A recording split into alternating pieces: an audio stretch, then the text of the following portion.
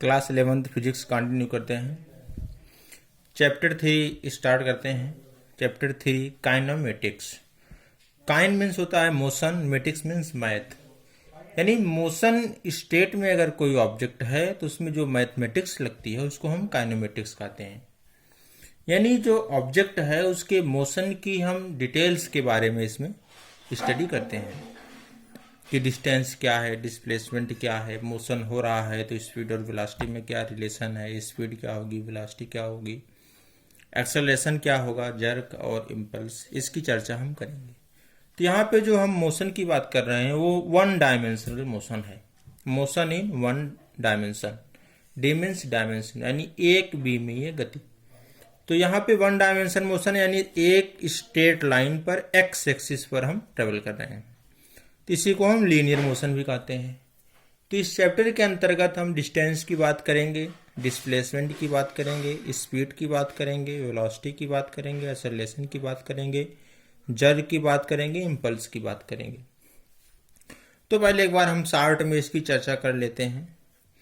Distance जो है किसी ऑब्जेक्ट की जर्नी के दौरान जितनी वो डिस्टेंस ट्रेवल करती है उसको हम कैलकुलेट करते हैं। During journey, total distance during journey, यात्रा के दौरान तय की गई पूरी दूरी को हम डिस्टेंस कहते हैं। अगर हम डिस्प्लेसमेंट की बात करें तो ये शॉर्टेस्ट डिस्टेंस होती है। डिस्प्लेसमेंट भी एक प्रकार की डिस्टेंस ही है बट ये शॉर्टेस्ट डिस्टेंस है। तो शॉर्टेस्ट डिस्टेंस इनिशियल पॉइंट और फाइनल पॉइंट के बीच जो कम से कम दूरी होती है उसको हम डिस्प्लेसमेंट कहते हैं।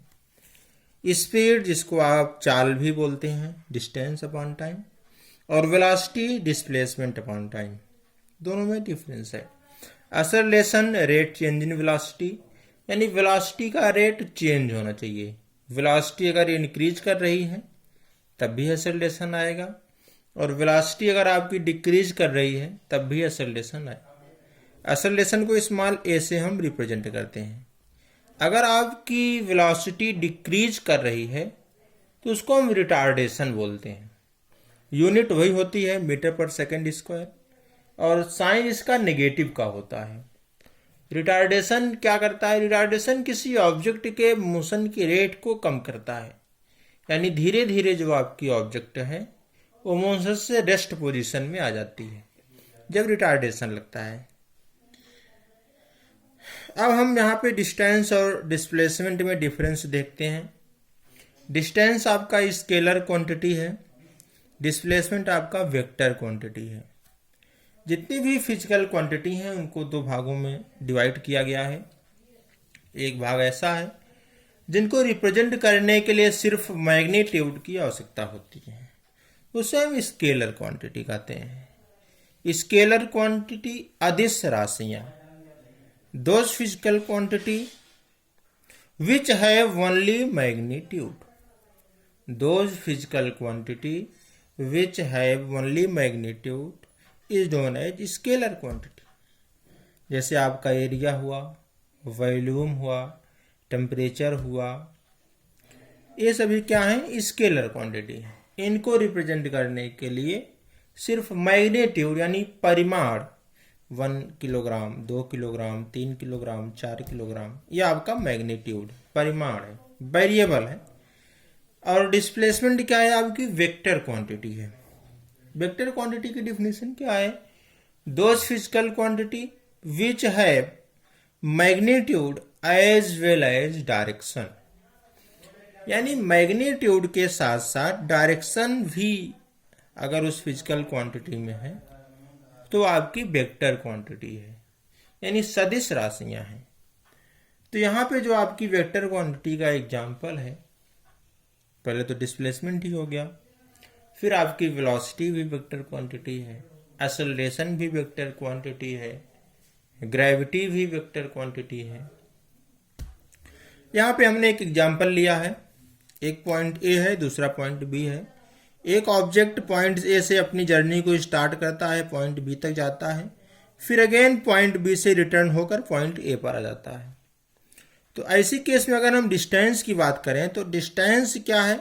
उस जर्नी के दौरान जितनी वो दूरी तय कर रहा है उसको हम डिस्टेंस लेते हैं। तो x दूरी तो a से b तक जाने में, फिर x दूरी b से a तक आने में, तो टोटल डिस्टेंस आपका कितना हो गया, x प्लस x बराबर 2x। यहाँ पे आपको स्पीड मिलेगी, स्पीड इज इक्वल टू आप लिखेंगे डिस्टेंस अपॉन टाइम। डिस्टेंस आपका 2x है, टाइम मान लेते हैं हम t है। लेकिन अगर हम डिस्प्लेसमेंट की बात करें तो डिस्प्लेसमेंट क्या है, shortest distance from initial position to final position.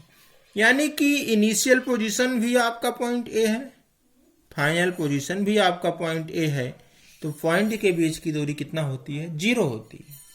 तो डिस्प्लेसमेंट इस केस में क्या हो गया, 0। तो यहाँ पे हमें वेलोसिटी नहीं मिलेगी। यहाँ पे डिफिनीशन लिखा गया है डिस्प्लेसमेंट की, shortest distance from initial position to final position is known as displacement. या ऐसे भी कर सकते हैं, shortest distance between initial position and final position is known as displacement. Displacement is a vector quantity. Displacement आपका positive भी हो सकता है, नेगेटिव भी हो सकता है और 0 भी हो सकता है, ये भी आप ध्यान रखिए। यहाँ पे हमने एक एग्जांपल लिया है, यहाँ पे A से B 2 पॉइंट हैं, एक पाथ A से B तक सेमी सर्कल में है और दूसरा इसके डायमीटर पर चल रहा है A से B तक। इसका जो रेडियस है कैपिटल R है। तो इन यहाँ पे हम देखेंगे डिस्टेंस और डिस्प्लेसमेंट का क्या रेशियो आ रहा है। तो सबसे पहले अगर आप डिस्टेंस की बात करेंगे तो डिस्टेंस आपका ये होगा,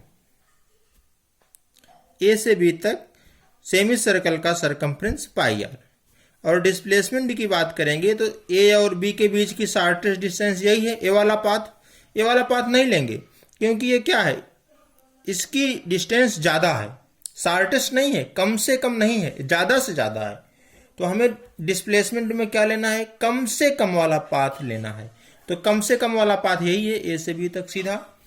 तो रेडियस इसका r है, तो डायमीटर कितना हो गया 2r, r और a भी r, तो डायमीटर हो गया 2r। तो डिस्टेंस कितना मिला पाई r और डिस्प्लेसमेंट कितना हो गया 2r। r से r कैंसिल आउट हो गया, π/2 आपका रिजल्ट आया।